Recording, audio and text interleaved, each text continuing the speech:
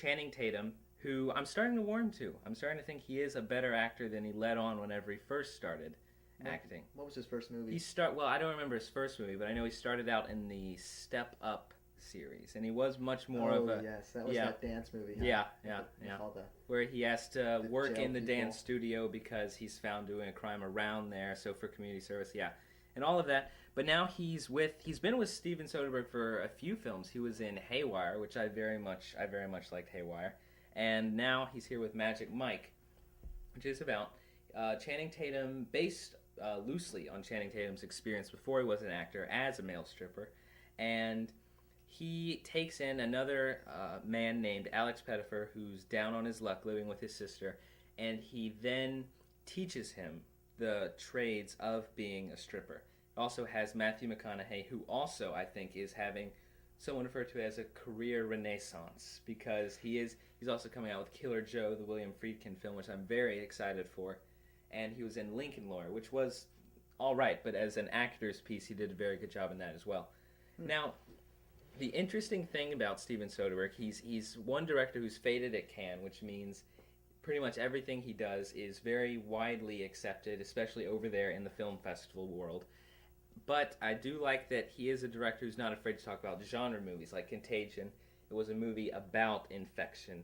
Now, Haywire, he directed Contagion. Huh? Yes. Okay. Haywire was a movie about people fighting. There's not going to be political side stories or things like that. You're going to get a fighting film where people don't just sit around talking about fighting, but they actually get out and do some of the gritty work. So here we have a male stripper movie that actually has male stripping in it.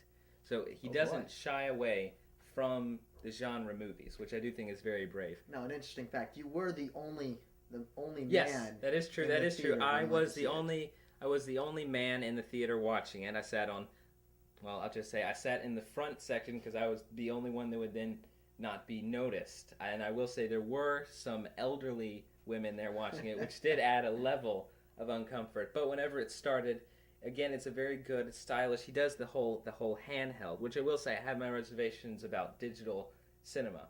But in the hands of Steven Soderbergh, I think he handles it very well, because he does get into tight corners and get these tight angles that allow you to see things as if we're really watching someone's life play by on a handheld video. As if we're really watching a man stripping.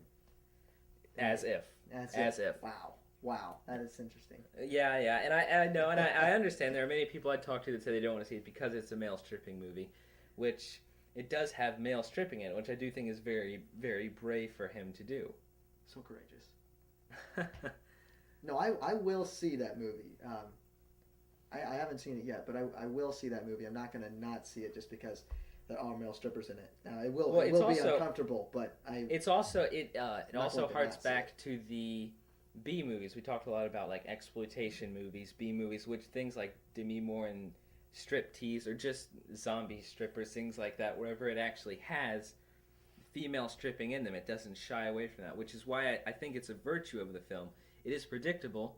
You go in it and you know where it's going to go, you know who he's going to end up with, or else before you see it, if you don't know who he might end up with. So it is very much like, put slot A into slot A, slot B into slot B, and you know where it's going. But it's just very, I think, as you said, I know, courageous to be able to do things